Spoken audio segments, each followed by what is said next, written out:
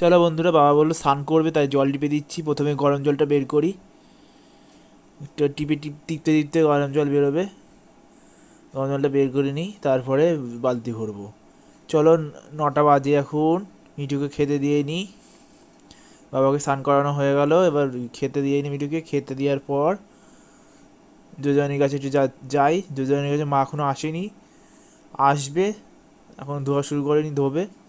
আমি একটু এসে ওদের খেলাচ্ছি বিস্কুট টিস্কুট দিয়ে। চলো, এখন বেলা 11টা বাজে।